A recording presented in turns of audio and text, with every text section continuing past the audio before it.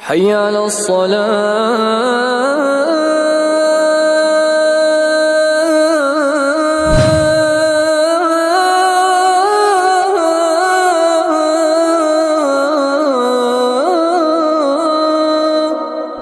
إن الحمد لله نحمده ونستعينه ونستغفره ونعوذ بالله من شرور أنفسنا ومن سيئات أعمالنا. من يهده الله فلا مضل له ومن يضلل فلا هادي له وأشهد أن لا إله إلا الله وحده لا شريك له وأشهد أن محمدا عبده ورسوله. أما بعد فإن خير الحديث كتاب الله وخير الهدي هدي محمد صلى الله عليه وسلم وشر الأمور محدثاتها وكل محدثة بدعة وكل بدعة ضلالة وكل ضلالة في النار. فأعوذ بالله السميع العليم من الشيطان الرجيم من همزه ونفخه ونفثه. بسم الله الرحمن الرحيم. يا أيها الذين آمنوا اتقوا الله حق تقاته ولا تموتن إلا وأنتم مسلمون. يا أيها الناس اتقوا ربكم الذي خلقكم من نفس واحدة وخلق منها زوجها وبث منهما رجالا كثيرا ونساء واتقوا الله الذي تساءلون به والأرحام إن الله كان عليكم رقيبا. يا أيها الذين آمنوا اتقوا الله وقولوا قولا سديدا يصلح لكم أعمالكم ويغفر لكم ذنوبكم ومن يطع الله ورسوله فقد فاز فوزا عظيما. وقال الله تبارك وتعالى في مقام آخر. بسم الله الرحمن الرحيم. ويخرون للأذقان يبكون ويزيدهم خشوعا. عن أبي هريرة رضي الله تعالى عنه قال قال رسول الله صلى الله عليه وسلم لا يلج النار رجل بكى من خشية الله حتى يعود اللبن في الزرع. اللهم صل على محمد وعلى آل محمد كما صليت على إبراهيم وعلى آل إبراهيم إنك حميد مجيد. اللهم بارك على محمد وعلى آل محمد كما باركت على إبراهيم وعلى آل إبراهيم إنك حميد مجيد. اللهم انفعني بما علمتني اللهم انفعني بما علمتني وعلمني ما ينفعني وزدني علما. اللهم آتي نفسي تقواها وزكها أنت خير من زكاها أنت وليها ومولاها. محترم بزرگوں، قابل قدر اسلامی بھائیوں اور پیارے بچوں، گزشتہ خطبہ جمعہ کے اخیر میں نے یہ بات آپ کے سامنے پیش کرنے کی کوشش کیا تھا کہ اللہ رب العالمین کے خوف سے، اس کے ڈر سے آنکھوں سے آنسو بہہ جانا، یہ اللہ رب العالمین کے برگزیدہ، اللہ کے محبوب، اللہ کے پسندیدہ بندوں کی نشانی ہوا کرتی ہے۔ اس تعلق سے سورہ مریم کی میں نے ایک آیت پیش کیا تھا جس کے اندر اللہ رب العالمین نے انبیاء کرام کے ضمن میں یہ بیان فرمایا تھا کہ انبیاء کرام یہ اللہ رب العالمین کے خوف سے سجدے میں روتے ہوئے گر جانے والے ہیں۔ اسی عنوان کو انشاءاللہ آگے بڑھاتے ہوئے کچھ نکات اور کچھ پوائنٹ کی شکل میں آپ کے سامنے باتوں کو اور آگے بڑھانا چاہتا ہوں۔ اللہ رب العالمین سے دعا ہے کہ اللہ رب العالمین ہم تمام بھائیوں کے دلوں کو اپنی خشیت سے بھر دے۔ ایسی خشیت، اتنا خوف، اتنا ڈر اللہ تعالی ہم سب کے دلوں میں ڈال دے جس خوف اور خشیت کی بنیاد پر اللہ تعالی ہم تیری نافرمانی نہ کر سکیں اور ہم تیری اطاعت و فرما برداری میں پیش رہیں۔ آمین یا رب العالمین۔ پیارے بھائیوں، خشیت الہی سے رونا، دل کے اندر اللہ رب العالمین کا خوف ہو اور اس کا اظہار آنکھوں کے آنسوؤں سے ہو جائے تو یہ ایمان کی نشانی ہے۔ اللہ رب العالمین نے بیان فرمایا وَيَخِرُّونَ لِلْأَذْقَانِ يَبْكُونَ، اللہ کے اتقیاء جو ہیں، اللہ کے صلحاء جو ہیں، اللہ کی نیک بندے جو ہیں، اللہ سے ڈرنے والے جو بندے ہیں، ان کی صفت یہ ہے وَيَخِرُّونَ لِلْأَذْقَانِ يَبْكُونَ، وہ اللہ رب العالمین کی تعلیمات کو سنتے ہیں، اللہ رب العالمین کے اسماء صفات کو جانتے ہیں، اس کی طاقت قوت پر نظر دوڑا کر کے ان کے دلوں کے اندر اتنا خوف طاری ہو جاتا ہے کہ وہ یعنی ٹھوڑیوں کے بل وہ سجدے میں روتے ہوئے گر جاتے ہیں۔ وَيَزِيدُهُمْ خُشُوعًا، اور جتنا اللہ رب العالمین کی طاقت قوت پر غور کرتے ہیں اتنا ہی زیادہ ان کے دل کے اندر رقت طاری ہوتی ہے، نرمی پیدا ہوتی ہے۔ اللہ کے نیک بندوں کی یہ صفت اللہ تعالیٰ نے بیان فرمایا۔ حضرت انس بن مالک رضی اللہ تعالیٰ عنہ بیان فرماتے ہیں کہ ایک مرتبہ اللہ کے نبی صلی اللہ علیہ وسلم نے ہم صحابہ کرام کے سامنے خطبہ دیا، ایسا خطبہ دیا انس بن مالک رضی اللہ تعالیٰ عنہ جو 10 سال تک اللہ کے نبی صلی اللہ علیہ وسلم کی خدمت کیے، وہ کہتے ہیں یہ خطبہ نبی کریم صلی اللہ علیہ وسلم کا ایسا تھا کہ ایسا خطبہ میں نے ابھی تک سنا ہی نہیں تھا۔ اتنا دل دہلا دینے والا خطبہ محمد رسول اللہ صلی اللہ علیہ وسلم کا، اس میں بہت لمبی اللہ کے رسول صلی اللہ علیہ وسلم باتیں بتایا، جس میں ایک بات یہ بھی کہا لو تعلمون ما اعلم لضحكتم قليلا ولبكيتم كثيرا، اگر جو چیزیں مجھے معلوم ہیں، جو چیزیں میں جانتا ہوں اللہ کی طاقت قوت کے بارے میں، گناہوں کی سزائیں اللہ تعالیٰ کیسے دیتا ہے، جیسا میں جانتا ہوں، جو میں نے دیکھا ہے، اگر تم کو ویسا پتا چل جائے، آخرت کے معاملے میں ذرا جائیں، نبی کریم صلی اللہ علیہ وسلم کی اس حدیث پر ایک نظر دوڑا لیں جس کے اندر اللہ کے رسول صلی اللہ علیہ وسلم نے خواب میں دیکھا تھا کہ جھوٹ بولنے والے کو یہ سزا، شراب پینے والے کو یہ سزا، زناکاری کرنے والوں کو یہ سزا، کیسے خطرناک سزائیں، قرآن کا عالم ہو کر، قرآن کا قاری ہو کر نماز چھوڑ کر کے سوتا ہے، اس کی کیا سزائیں ہیں، سود خوروں کی کیا سزائیں ہیں۔ پھر اللہ کے نبی صلی اللہ علیہ وسلم قبر کے اندر دوسروں کو عذاب کیسے ہوتا ہے، مجرموں کو کس طرح قبر کے اندر عذاب ہوتے ہیں، سانپ بچھو کیسے میت کو ڈستے ہیں مجرموں کو، پھر میدان محشر کا پورا مرحلہ، پھر عذاب قبر اور اس کے بعد عذاب جہنم، یہ ساری چیز اللہ کے رسول صلی اللہ علیہ وسلم نے دیکھا ہے، اور اس دیکھنے کی بنیاد پر آپ کا ایمان اتنا ٹھوس ہو گیا ہے نا کہ اس طرح کا ایمان، اس لیول کا ایمان کسی کا نہیں ہو سکتا ہے۔ تو اللہ کے نبی صلی اللہ علیہ وسلم کہتے ہیں جو میں جانتا ہوں اگر تم کو معلوم پڑ جائے تو یہ جو محفلوں کے اندر دوستوں کے ساتھ، گھروں میں فیملی کے ساتھ، بچوں کے ساتھ، ہوٹل میں ڈھابے پر بیٹھ کر کے جو تم ہنستے ہو نا، تمہاری ہنسی اڑ جائے گی، تم ہنسو گے کم، رو گے زیادہ، اور اتنا خوف تمہارے اندر طاری ہو جائے گا جو میں دیکھا ہوں تم دیکھ لیتے، جو میں جانتا ہوں تم اگر جان لیتے تو تمہارے اندر اللہ کا اتنا خوف پیدا ہو جاتا، دل تمہارا اتنا زیادہ خشیت سے بھر جاتا کہ تم بیوی کے ساتھ جو لطف لیتے ہو وہ چھوڑ دیتے۔ اللہ رب العالمین کی پناہ لیتے ہوئے تم آبادی کو چھوڑ کر کے، دوست و احباب کو چھوڑ کر کے، ماں باپ کو چھوڑ کر کے، تمام رشتہ داروں کو چھوڑ کر کے تم صحرا میں چلے جاتے، اللہ مجھے اپنی پناہ دے دے۔ یہ خوف اگر تمہارا دنیا کے اندر کسی چیز میں دل نہیں لگتا، دنیا تمہارے لیے بیکار ہو جاتی، تم دنیا سے اپنی جان چھڑا کر کے صرف اللہ رب العالمین کی عبادت، اللہ رب العالمین کے خوف، اللہ رب العالمین کی خشیت، اللہ رب العالمین کی پناہ کی طرف دوڑتے، اور اس کے بعد بھی اللہ کے رسول صلی اللہ علیہ وسلم نے بہت ساری چیزیں بتایا۔ حضرت انس رضی اللہ تعالیٰ عنہ کہتے ہیں جب اللہ کے نبی صلی اللہ علیہ وسلم اس طرح کی باتیں بتایا تو میں نے جب نظر اٹھا کے دیکھا تو صحابہ کرام کی حالت یہ تھی فغط اصحاب رسول اللہ صلی اللہ علیہ وسلم لو خنین،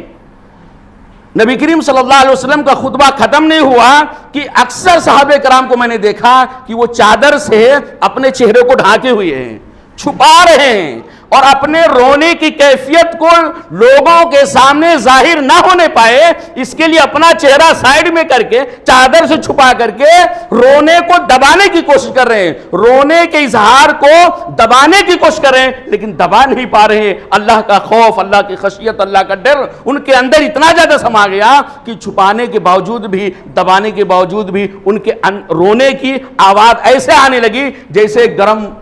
جیسے پانی گرم کیا جائے، کھانا پکایا جاتا ہے تو ہڈیاں سے جیسے آواز آتی ویسے ان کے سینے سے آواز آ رہی تھی۔ تو یہ اللہ رب العالمین کے نیک بندے، انبیاء کرام کے بعد صحابہ کرام، ان کی کیفیت یہ ہے۔ تو عرض کرنے کا مطلب میرے بھائیو، یہ حدیث ہم کو اور آپ کو بتاتی ہے کہ اللہ رب العالمین کی خشیت سے رونا، اللہ رب العالمین کی خشیت سے آنسو بہانا، یہ اللہ کے نیک بندوں کی پہچان ہے اور یہ ایمان کی نشانی ہے۔ حضرت ابو بکر صدیق رضی اللہ تعالیٰ عنہ کہتے ہیں کہ تم میں سے جو آدمی رونے کی طاقت رکھتا ہو وہ روئے۔ کون کہہ رہے ہیں؟ ابو بکر صدیق رضی اللہ تعالیٰ عنہ، جن کی طرح نرم مزاج، جن کی طرح اللہ رب العالمین سے ڈرنے والا، جن کی طرح محمد رسول اللہ صلی اللہ علیہ وسلم کی تعلیمات پر مر مٹنے والا امت میں کوئی آدمی نہ پیدا ہوا نہ قیامت تک پیدا ہو سکتا ہے۔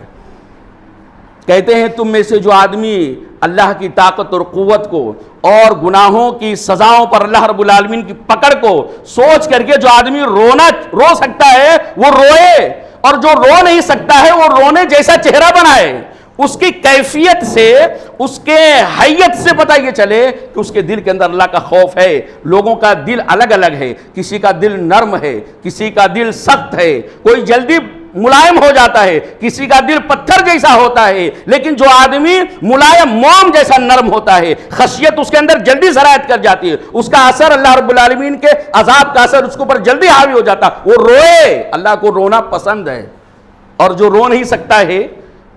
جو سمجھ نہیں پاتا ہے باتوں کو، جو غور و فکر نہیں کر پاتا ہے، کم سے کم لوگوں کی دیکھ کے چہرہ تو بنائے رونے جیسا۔ اس لیے کہ رونا، اور یا کم سے کم رونے جیسا چہرہ بنانا، اللہ کے سامنے اس کا اظہار کرنا، اللہ کے سامنے نہ کہ بندوں کے سامنے، اللہ کے سامنے اپنے رونے کا اظہار کرنا یا رونے جیسی حیت بنانا، یہ ایمان والوں کی پہچان ہے۔ اس کے برخلاف اللہ کے رسول صلی اللہ علیہ وسلم نے اور خود قرآن کریم نے ارشاد فرمایا ہے کہ جو آدمی روتا نہیں ہے وہ اس کے اندر کفر کا مادہ ہے، اس کے اندر نفاق کا مادہ ہے، اس کے دل کے اندر اللہ رب العالمین کی طاقت اور قوت کو، ارحم الراحمین جبار قہار کی پاور کو سوچ کر کے، عذاب قبر اور اللہ رب العالمین کی گرفت کو، پچھلی قوموں کو اللہ تعالیٰ نے جیسے سزائیں دیا، جیسے اللہ رب العالمین کو عذاب سے دوچار کیا، وہ سوچ کر کے، وہ پڑھ کر کے اگر کوئی آدمی نہیں روتا ہے تو اللہ رب العالمین بیان فرمایا یہ کفر یعنی کفریہ کام ہے۔ اللہ رب العالمین ارشاد فرمایا کہ تم لوگ افمن ھذا الحدیث تعجبون، قرآن کی باتیں تمہارے سامنے رکھی جاتی ہیں، پچھلے قوموں کی ہلاکت کی باتیں تمہارے سامنے رکھی جاتی ہیں، اللہ رب العالمین قیامت کے دن لوگوں کے ساتھ کیسا معاملہ کرے گا، برزخ کا تذکرہ تمہارے سامنے کیا جاتا ہے، جہنم کا تذکرہ تمہارے سامنے کیا جاتا ہے، جہنم کے الگ الگ عذابوں کا تذکرہ تمہارے سامنے کیا جاتا ہے قرآن کریم کی شکل میں، پھر بھی تم اس بات پہ تعجب کرتے ہو، ولا یبکون، روتے نہیں ہو، آنکھوں سے آنسو نہیں بہتے، دل کے اندر نرمی پیدا نہیں ہوتی۔ اگر نرمی نہیں پیدا ہوتی ہے تو یاد رکھو اس بات کی نشانی ہے کہ تمہارے دل کے اندر جو گوشت کا لوتھڑا ہے وہ در حقیقت دل نہیں ہے، بلکہ وہ دل کے نام پہ پتھر ہے، اور تمہارے اندر، تمہارے سینے کے اندر ایمان نام کی کوئی چیز نہیں ہے۔ ولا تبکون، تم روتے نہیں، وتضحکون، بلکہ تم لوگ ہنستے ہو۔ اللہ اکبر۔ قرآن کریم جہاں پڑھا جائے،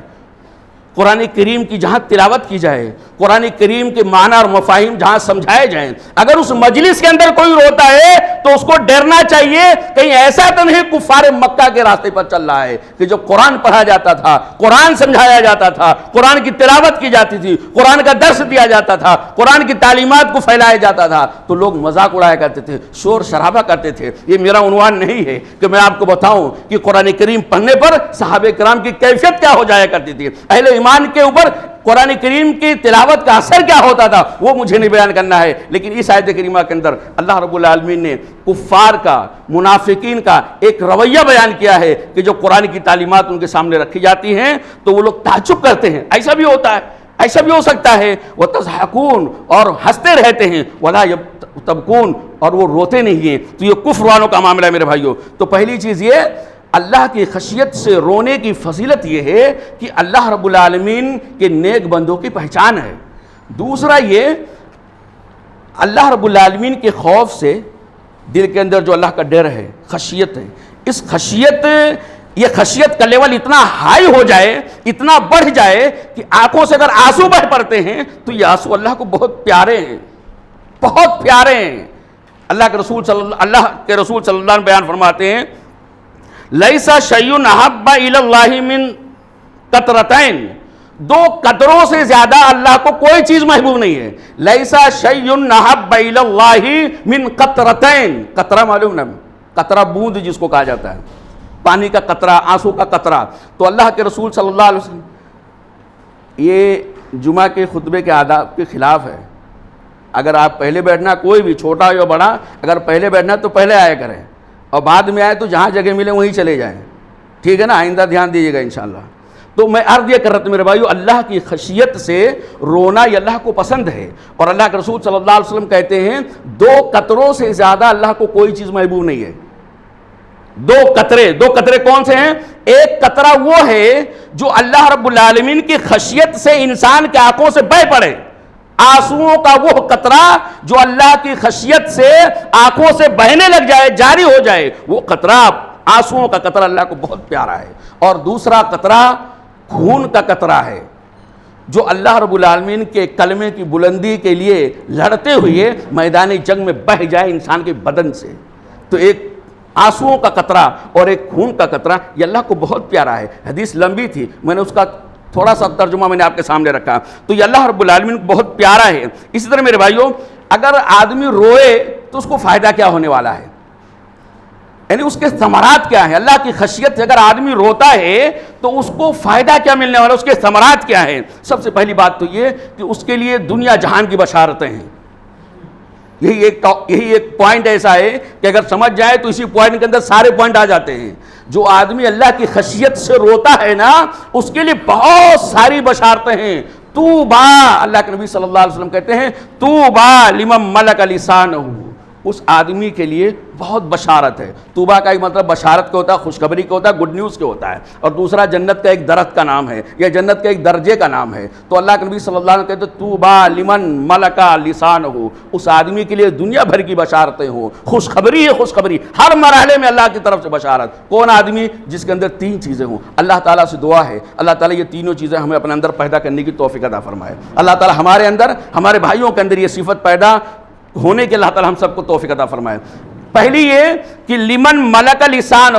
جو اپنی زبان پہ کنٹرول کر لے جائے، بشارت اس آدمی کے لیے جو اپنی زبان کو لگام کس لے جائے، زبان کھولے تو سوچ سمجھ کے کھولے۔ اسی طرح سے وَوَسِعَهُ بَيْتُهُ، اور وہ آدمی جس کا گھر اس کے لیے کشادہ ہو جائے، وہ آدمی جس کے لیے اس کا گھر کشادہ ہو جائے، یعنی تنگ دامانی کی وجہ سے گھر میں داخل نہ ہو، بھاگا پھر ہے، گھر میں آؤ تو پریشانی رہتی ہے، گھر آؤ تو سکون نہیں ملتا ہے، گھر میں آؤ تو پریشانی،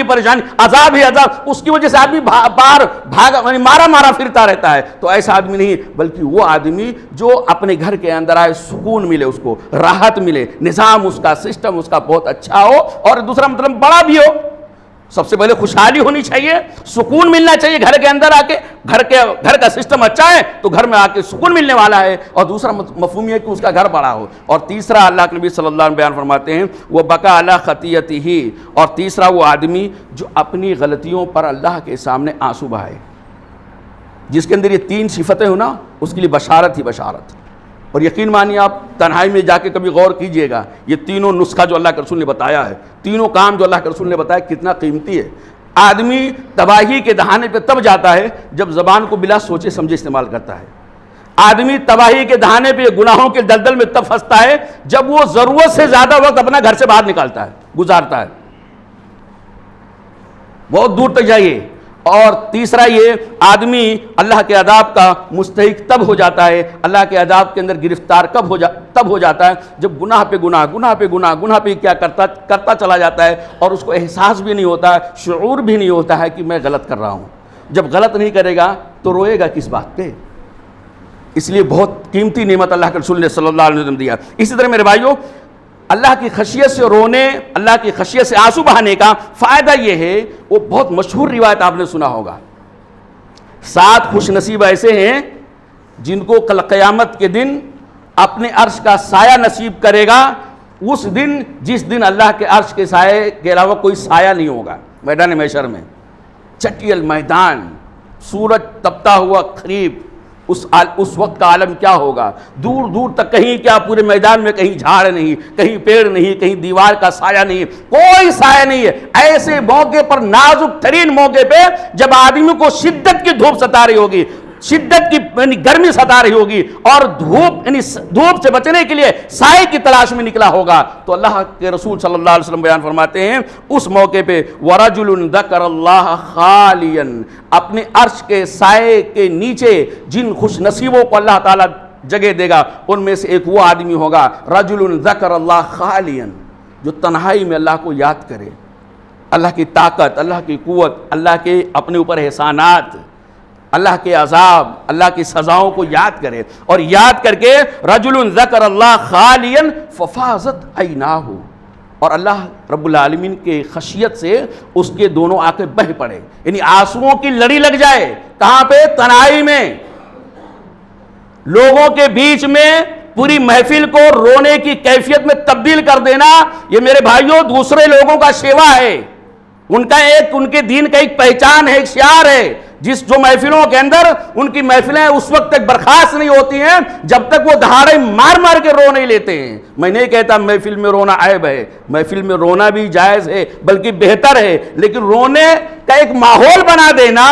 یہ اہل اسلام کا اور سلف صالحین کا طریقہ نہیں ہے, یہ دوسرے لوگوں کا طریقہ ہے جو ہم اچھے سے جان سکتے ہیں. تو اللہ کے رسول صلی اللہ علیہ وسلم نے کہا کہ جو آدمی اللہ کی خشیت سے روئے گا اس کو اللہ تعالیٰ قیامت کے دن میدان محشر میں اپنے عرش کا سایہ دے گا. اسی طرح میرے بھائیوں ایک اور فضیلت کی بات یہ ہے, اس کا فائدہ یہ ہوگا کہ وہ آدمی جو اللہ کی خشیت سے روئے گا, میں نہیں کہتا, ہمارے اور آپ کے نبی محمد رسول اللہ صلی اللہ علیہ وسلم کہتے ہیں کہ جو آدمی اللہ کی خشیت سے روئے گا, آنسو بہائے گا, اس آنسو کے یعنی اللہ کی خشیت سے آنکھوں سے بہنے والے چند قطروں کے اندر اتنا پاور ہوتا ہے, اتنی طاقت اور قوت ہوتی ہے کہ آگ کے بڑے بڑے سمندر کو بجھا دیتا ہے.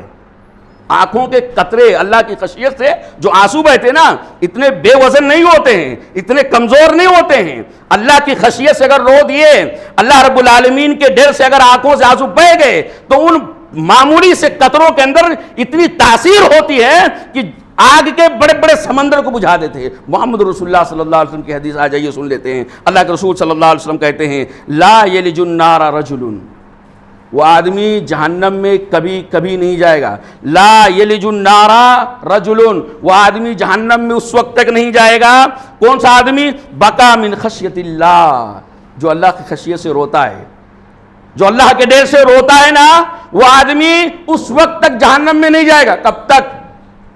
تعبیر کرنے کا انداز دیکھیں محمد رسول اللہ صلی اللہ علیہ وسلم کا. اللہ کی خشیت سے رونے والا آدمی اس وقت تک جہنم میں نہیں جائے گا جب تک حتی یعود اللبن فی الزرع, اس وقت تک نہیں جائے گا جب تک جانور کے تھن سے نکالا ہوا دودھ واپس تھن میں نہیں چلا جاتا ہے. کوئی انجیکشن نہیں, فطری طور سے جیسے آپ نے دودھ نکالا جانور کے تھن سے, ایسے اگر آپ تھن میں دودھ لگائیں, کٹوری میں لے کر کے یا ہاتھ میں لے کر بالٹی میں لے کر کے جانور کے تھن میں دودھ لگائیں, اگر وہ اس وقت تک اللہ کی خشیت سے رونے والا جہنم میں نہیں جائے گا جب تک وہ تھن بالٹی میں سے دودھ اپنے اندر کھینچ نہیں لیتا ہے. ممکن ہے؟ یہ تعبیر ناممکنات میں سے ہے. یہ محمد رسول اللہ صلی اللہ علیہ وسلم نے ارشاد فرمایا, اور یہ ترمذی کی صحیح روایت ہے. علامہ البانی رحمہ اللہ نے صحیح قرار دیا ہے. بلکہ اسی سے ملتا جلتا میرے بھائیوں ایک اور روایت, محمد رسول اللہ صلی اللہ علیہ وسلم کہتے ہیں عینان, دو آنکھیں ایسی ہیں لا تصیبہم النار, جن کو آگ نہیں چھو سکتی ہے. دو آنکھیں ایسی ہیں جن آنکھوں کو جہنم کی آگ ٹچ نہیں کر سکتی ہے. وہ کون سی آنکھ ہے؟ عین بکت من خشیت اللہ. لا, پہلی وہ آنکھ ہے جو اللہ کی خشیت سے روتی ہو. اللہ نے ہر چیز جو ہمیں نعمت کی شکل میں دیا ہے نا, وہ بڑی معنی خیز ہے. ہم اس کو آنکھ کو صرف یہ سمجھتے ہیں کہ بس یہ نظارہ کرنے کے لیے ہے, یہ صرف یعنی دیکھنے کے لیے ہے, صرف حسین منظر سے لطف اندوز ہونے کے لیے نہیں. یہ آنکھ تو وہ آنکھ ہے جو ہم کو اور آپ کو اللہ کے عذاب سے بچانے کا سبب بن سکتی ہے. آنکھوں نے اگر اپنے آنسو بہا دیے تو اللہ نے اس کی اتنی لاج رکھ لیا ہے کہ اس آدمی کو جہنم سے آزادی کا پروانہ دے دیا ہے. محمد رسول اللہ صلی اللہ علیہ وسلم کے الفاظ, عینانی, دو آنکھیں ایسی ہیں جن کو جہنم کی آگ چھو نہیں سکتی ہے. ان میں سے پہلی آنکھ وہ ہے عینون، پہلی آنکھ وہ ہے بکت من خشیت اللہ، جو اللہ کے ڈر سے روتی ہے، اور دوسری وہ آنکھ ہے جو اللہ کے سرحد کی حفاظت کے لیے رات بھر جا کر کے پہرا دیتی ہے۔ جب پوری دنیا سوتی ہے اسلامی بارڈر کی حفاظت کے لیے، اسلام کے قلعے کی حفاظت کے لیے، جب پوری دنیا سوتی ہے تو وہ آدمی اپنی آنکھوں کو لے کر کے جو بارڈر پہ جاتا ہے، جو جہاد کے میدان میں جاتا ہے اور رات بھر جاگتا ہے کہ دشمن کہیں ایسا نہ ہو کہ اسلام کے کسی قلعے کو اکھاڑ دے، اسلام کے کسی سپاہی کو یعنی غزن پہنچا دے، اسلام کے کسی سپاہی کو نقصان پہنچا دے، جو رات بھر پہرا دیتا ہے جاگ کر کے، وہ آنکھ بھی اللہ رب العالمین کے عذاب کی شکار نہیں ہو سکتی۔ کتنی عظیم ترین یہ آنکھ ہے، اور اس آنکھ سے بہنے والے آنسوؤں کی قسمیں بہت ہیں، لیکن میں ان آنسوؤں کا تذکرہ کر رہا ہوں جو آنسو اللہ کی خشیت سے بہنے لگے۔ آنسو بہت طریقے سے گرتے ہیں میرے بھائیوں۔ اس طرح میرے بھائیوں اللہ کے رسول صلی اللہ علیہ وسلم، ایک چھوٹا سا سوال یہ رہ جاتا ہے، چند منٹ کے اندر اس کا جواب دینا ضروری سمجھتا ہوں، بہت ساری چیزیں ہیں، وہ سوال یہ رہ جاتا ہے کہ ہمارے اپنے آنکھوں سے آنسو جاری ہونے کا کیا طریقہ ہے، کون سے ایسی چیزیں ہیں، کون سے ایسے کام ہیں، کون سے ایسے اعمال ہیں جن اعمال کو اگر ہم کریں تو ہمارے اور آپ کے آنکھوں سے آنسو بہنے لگ جائیں گے، اللہ کی خشیت ہمارے دلوں کے اندر مضبوط ہونے لگ جائے گی اور زیادہ ٹھوس ہو جائے گی، اور جتنا زیادہ اللہ کی خشیت، جتنا زیادہ اللہ کا ڈر، اللہ رب العالمین کی پکڑ کا خوف ہوگا، اتنا ہی زیادہ ہمارا دل نرم ہوگا، اور جتنا ہمارا دل نرم ہوگا اتنا ہی اللہ رب العالمین کے سامنے ہماری آنکھیں آنسو بہائیں گی۔ یہ آنکھوں سے آنسو بہ جانا اس بات کی نشانی ہے کہ آدمی کے دل کے اندر تقوی بہت ہائی کوالٹی کا ہے، بہت ڈرتا ہے بندہ، اللہ سے بہت خائف ہے۔ اگر اکیلے میں رو دیا تو اس میں تو کوئی شک نہیں ہے کہ بندہ اپنے آپ کو اللہ کے سامنے یہ ثابت کر لے گیا ہے کہ اللہ تعالیٰ عذاب سے اگر تو نہیں بچائے گا تو کوئی نہیں بچا سکتا ہے۔ تو کیا اسباب ہیں؟ ان اسباب میں سے میرے بھائی پہلا سبب یہ ہے کہ آخرت کو یاد رکھیں، آخرت کو یاد رکھیں۔ آخرت کو یاد رکھنے سے میرے بھائیوں یقیناً دلوں کے اندر نرمی پیدا ہوتی ہے اور آنکھوں سے آنسوؤں کی لڑی لگ جاتی ہے۔ حضرت عبداللہ ابن مسعود رضی اللہ تعالیٰ عنہ کو ایک مرتبہ اللہ کے رسول صلی اللہ علیہ وسلم نے کہا ذرا قرآن پڑھ کے سناؤ۔ صحابی کو صاحب قرآن محمد رسول اللہ صلی اللہ علیہ وسلم کہہ رہے ہیں ذرا آپ قرآن پڑھ کے سناؤ، تو عبداللہ ابن مسعود رضی اللہ تعالیٰ کہتے ہیں اللہ کے رسول میں پڑھوں آپ سنیں گے؟ قرآن تو آپ پہ نازل ہوا ہے، آپ کیسی باتیں کر رہے ہیں؟ حضرت محمد رسول اللہ صلی اللہ علیہ وسلم نے کہا ہاں مجھے اچھا لگتا ہے کہ جب کوئی دوسرا قرآن پڑھے تو میں سنوں، یہ بھی مجھے اچھا ہے،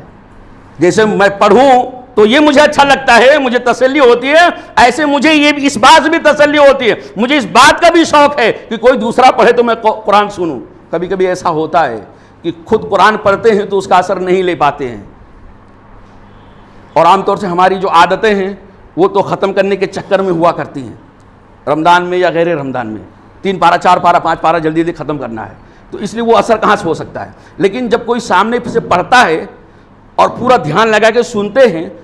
اور اگر تھوڑا سا صلاحیت بھی اللہ نے دیا ہے تو پھر وہ جو اثر ہوتا ہے قرآن کا نا وہ الگ ہی ہوتا ہے۔ تو اللہ کے رسول صلی اللہ علیہ وسلم سے حضرت عبداللہ ابن مسعود رضی اللہ تعالیٰ کا اللہ کے رسول آپ پر قرآن نازل ہوا، میں پڑھوں؟ تو اللہ کے رسول نے کہا ہاں تم پڑھو۔ حضرت عبداللہ ابن مسعود رضی اللہ تعالیٰ کہتے ہیں میں سورہ نساء پڑھنے لگ گیا، اور جب اس آیت کریمہ پر آیا فَكَيْفَ إِذَا جِئْنَا مِن كُلِّ أُمَّةٍ بِشَهِيدٍ، اس وقت کا عالم کیا ہوگا، اس گھڑی کا کیفیت کیا ہوگی جس گھڑی جس وقت تمام امتوں میں سے یعنی ہر امت میں سے ایک گواہ اللہ رب العالمین حاضر کرے گا، اور ان تمام گواہوں کے اوپر محمد رسول اللہ صلی اللہ علیہ وسلم آپ کو گواہ بنا کر اللہ تعالیٰ حاضر کرے گا۔ یہ آخرت کا ایک منظر اللہ تعالیٰ نے اس آیت کریمہ کے اندر پیش کیا ہے، وہ منظر محمد رسول اللہ صلی اللہ علیہ وسلم کے دماغ میں گھومنے لگا۔ ہر امت میں سے گواہ لے کر آئے گا اللہ تعالیٰ، اور میں سب سے لاسٹ میں آیا ہوں، اور سارے گواہوں پر لاسٹ میں مجھے گواہی دینے کے لیے بلایا جائے گا۔ میں کیسے گواہی دے پاؤں گا؟ اللہ کہیں ایسا نہ ہو کہ گڑبڑ ہو جائے، گواہی کی کیفیت میرے گواہی پر ان کی نجات اور ناکامی کا دار و مدار ہوگا، میں گواہی دوں گا آخرت کے دن۔ یہ آخرت کی یاد محمد رسول اللہ صلی اللہ علیہ وسلم کے اوپر جب ستاتی ہے اس آیت کریمہ کے تناظر میں، تو اللہ کے نبی صلی اللہ علیہ وسلم کہتے ہیں امسک رک جا، عبداللہ بن مسعود اب مت پڑھ، عبداللہ بن مسعود اب مت پڑھ، میرے اندر تیرے پڑھنے کی سننے کی طاقت اب نہیں ہے، اب رک جا، اب میں نہیں سن سکتا۔ حضرت عبداللہ ابن مسعود رضی اللہ تعالیٰ کہتے ہیں میں نے محمد رسول اللہ صلی اللہ علیہ وسلم کی طرف نظر دوڑایا تو آپ صلی اللہ علیہ وسلم کی کیفیت یہ تھی فَإِذَا عَيْنَاهُ تَذْرِفَانِ، اللہ کے رسول صلی اللہ علیہ وسلم زار و قطار رو رہے تھے۔ کیا ہوگا اس وقت؟ نفسی نفسی کا عالم ہوگا، مجھے سارے لوگوں پر گواہی کے لیے پیش کیا جائے گا، پتہ نہیں اس وقت کا عالم کیا ہوگا۔ تو آخرت کی یاد اگر آدمی کرتا ہے تو اس سے اس کے دل کے اندر نرمی پیدا ہوتی، اور نرمی اس لیول کی ہو جاتی ہے کہ آنکھوں سے آنسو بہنے لگ جاتے ہیں۔ یہ اللہ کے نبی صلی اللہ علیہ وسلم کا عملی نمونہ تھا میرے بھائیوں۔ اسی طرح میرے بھائیوں آنکھوں سے جو آنسو بہانے کا ذریعہ اور سبب ہوتا ہے وہ یہ کہ ظلم کا جو آخری انجام ہونے والا ہے اس پر ہماری نظر ہو۔ ظلم، زیادتی اگر کسی کے اوپر ہو یا کوئی بھی کرے اے ٹو زیڈ، تو اس کا انجام کیا ہے، آخری انجام، فائنل رزلٹ کیا آنے والا ہے، وہ اس پر اگر ہماری نظر ہے تو یقین مانیے ہمارے آنکھوں سے آنسو بہنے لگے۔ ایک صحابی بیٹھے ہوئے تھے، حضرت عائشہ رضی اللہ تعالیٰ نے کہتی ہے ایک صحابی محمد رسول اللہ صلی اللہ علیہ وسلم کی خدمت میں بیٹھے ہوئے تھے اور وہ کہنے لگے اللہ کے رسول صلی اللہ علیہ وسلم میرے بہت سارے نوکر چاکر ہیں، غلام وغیرہ ہیں، وہ لوگ مجھے جھٹلاتے رہتے ہیں، یعنی مجھ سے جھوٹ بولتے رہتے ہیں، میری نافرمانی کرتے رہتے ہیں، میں ان کے سپرد کوئی کام کرتا ہوں تو خیانت کر جاتے ہیں۔ اللہ کے رسول صلی اللہ علیہ وسلم مجھے غصہ آتا ہے اور کبھی کبھی میں ان کو ڈانٹتا ہوں، ڈپٹتا ہوں اور کبھی کبھی مار بھی دیتا ہوں۔ اللہ کے رسول صلی اللہ علیہ وسلم مجھے بتائیں، کوئی ایسا طریقہ بتائیں میں کیا کروں ان لوگوں کے ساتھ، یہ میری بات نہیں سنتے ہیں، یہ نافرمانی کرتے ہیں، میرے ساتھ خیانت کرتے اور جھوٹ بھی بول دیتے ہیں، اللہ کے رسول کیا کروں؟ تو اللہ کے نبی صلی اللہ علیہ وسلم نے کہا اپنی غلاموں کی نافرمانیوں کو، ان کی خیانتوں کو، ان کے جھوٹ بولنے کو ترازو کے پلڑے میں رکھ لو، وزن کرو ان کا، جو یہ ظلم زیادتی کر رہے ہیں نا، جو تمہاری حق تلفی کر رہے ہیں، جو نافرمانی کر رہے ہیں، اس کو وزن کرو، اور دوسرے سائڈ میں جو تم ان کو ڈانٹتے ہو، جو تم ان کو مارتے ہو، اس کو بھی وزن کر لو، دونوں کا وزن کرو، جتنا ان لوگوں نے زیادتی کیا اس کا بھی اور جتنا تم نے سزا کے طور پہ ان کو مارا، دونوں کو وزن کرو۔ اگر ان کی غلطیاں زیادہ ہو گئی ہیں اور تمہاری سزا کم ہے تو تمہاری لیے اچھی بات ہے۔ ان کی غلطیاں زیادہ تھی، جتنا مارنے کا کام انہوں نے کیا اتنا تم نے نہیں مارا ہے، ان کی غلطیاں زیادہ، تمہارا مارنا کم ہے، تو پھر تمہارے لیے اچھا ہے۔ لیکن اگر برابر سرابر ہو گیا، جتنا انہوں نے غلطی کی ہے اتنا تم نے مارا ہے، تو آپ کے اوپر کوئی ذمہ داری نہیں، کوئی گناہ نہیں، کوئی فضیلت بھی نہیں ہے۔ لیکن یاد رکھو یہ شکایت کرنے والے کہ میرے غلام میری نافرمانی کرتے اور میں ان کو سزا بھی دیتا ہوں، مارتا ہوں، یہ کان کھول کر سن لو کہ اگر ان کی نافرمانیاں، ان کا جھوٹ، ان کی خیانت، تمہارے باتوں کا نہ ماننا، اگر ان کا یہ گناہ کم ہو گیا اور تم نے ان کو زیادہ مار دیا، مارنے میں تم نے ان کی غلطیوں کا احساس نہیں کیا، تو یاد رکھو کل قیامت کے دن اللہ رب العالمین تم سے ان مظلومین کا بدلہ دلائے گا۔ پہلے یہ ظالم تھے، تم نے انتقام لیا، بدلہ لیا، بدلے میں تم نے ان کو زیادہ مار دیا، تو اللہ تعالیٰ کل قیامت کے دن تم سے ان کا حق دلائے گا۔ وہ صحابی جو شکایت کر رہے تھے، کوئی پیمانہ ہے؟ انتقام لینا جائز ہے، بدلہ لینا جائز ہے، قصاص لینا جائز ہے، لیکن میرے بھائیوں اسلام ہمارا یہ عدل کا دین ہے۔ کیا پیمانہ آپ کا ہے کہ جس نے جتنی غلطی کی آپ نے اتنا ہی مارا ہے؟ کبھی آپ کا اسٹوڈنٹ غلطی کرے، تھوڑا احتیاط کیجئے گا، کبھی آپ کا نوکر، کبھی آپ کا خادم، کبھی آپ کے یہاں کام کرنے والا، اگر اس سے غلطی ہوتی ہے اور آپ ہاتھ اٹھا دیتے ہیں، گالی بھی اتار ہوا ہو جاتے ہیں، اس کو سزا دیتے ہیں، تو یاد رکھیے گا اس حدیث کو کہ کہیں ایسا تو نہیں کہ آپ کی سزا آپ کے نوکر، آپ کے خادم، آپ کے غلام اور آپ کے یہاں کام کرنے والے کی غلطی سے آپ کی سزا زیادہ تو نہیں ہو گئی ہے؟ زیادہ ہوگی تو پکڑے جائیں گے۔ اللہ کے رسول صلی اللہ علیہ وسلم کہتے ہیں کہ اقتصا لغم من کا، تم سے ان کا قصاص دلایا جائے گا۔ فتنح الرجل فجعل یبکی ویحتنک، یہ سننا تھا، میں تو ناپ نہیں سکتا ان کی غلطیوں کو اور اپنی سزا کو، یہ سننا تھا قیامت کے دن مجھے اللہ تعالیٰ پکڑ سکتا ہے۔ وہ صحابی پیچھے ہٹ گئے اور پیچھے مڑ کر کے گھٹنوں، یعنی دونوں گھٹنوں کے بیچ میں اپنے سر رکھ کر کے زاروں قطار رونے لگے، اتنا روئے کہ دھاڑیں مار مار کر رونے لگے۔ جب اپنے اوپر تھوڑا کنٹرول ہوا تو اللہ کے رسول صلی اللہ علیہ وسلم سے کہا، اللہ کے رسول صلی اللہ علیہ وسلم اب میں اپنے لیے اور اپنے غلاموں کے لیے اس سے بہتر کوئی راستہ نہیں پاتا ہوں کہ اللہ تعالیٰ میں ان کو غلام ہی نہ رکھوں۔ اللہ کے رسول صلی اللہ علیہ وسلم گواہ رہے ہیں، میں ان سب کو آزاد کر دیتا ہوں۔ کیا کر دیتا ہوں؟ سب سے بہترین بدلہ ان کو یہ ہے کہ میں ان کو آزاد کر دیتا ہوں، اب وہ ہمارے ماتحتی میں غلامی کے تحت نہیں رہیں گے، اب وہ آزاد ہو گئے۔ اللہ کے رسول صلی اللہ علیہ وسلم آپ گواہ رہیے، اور اللہ کے رسول صلی اللہ علیہ وسلم کو گواہ بنا کے اس صحابی نے اپنے تمام غلاموں کو آزاد کر دیا۔ یہ رہیں گے، غلطی کریں گے، ماروں گا، پکڑا جاؤں گا میں۔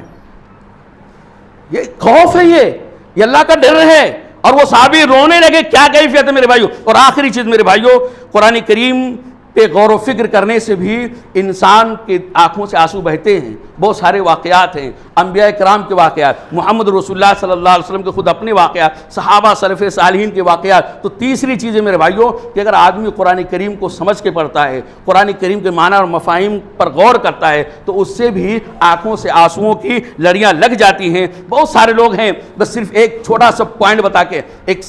سلف صالحین میں سے ائمہ میں سے ایک آتا ہے میرے بھائیوں کہ وہ وَسَارِعُوا إِلَىٰ مَغْفِرَةٍ مِّن رَبِّكُمْ، وہ آیت کریمہ پڑھ رہے تھے کہ دوڑو اپنے اس رب کی طرف،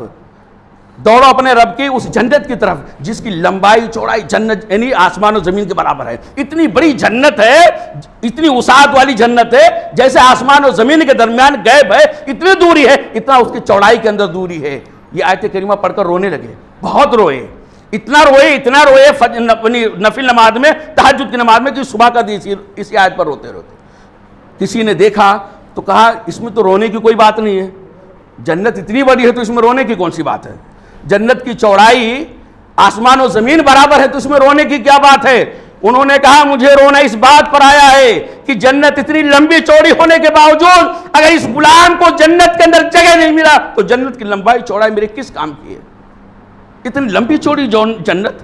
اتنی کشادگی والی جنت، اگر اس جنت میں بندہ نہیں اللہ کا داخل ہو پایا تو پھر جنت کی چوڑائی میرے لیے کیا فائدہ ہوتی ہے؟ تو یہ یعنی اگر آدمی قرآن کریم پر غور و فکر کرتا ہے تو اس سے بھی انسان کی آنکھوں سے آنسو جاری ہوتے۔ اللہ رب العالمین سے دعا ہے کہ اللہ رب العالمین تمام بھائیوں کو اپنی خشیت عطا فرما، اپنا ڈر، اپنا خوف عطا فرما۔ رب العالمین یہ دنیا ہے، دنیا کو دنیا ہی کی حیثیت سے جیسے سلف صالحین نے، نیک لوگوں نے، تیرے نیک بندے، تیرے اچھے بندوں نے دنیا سے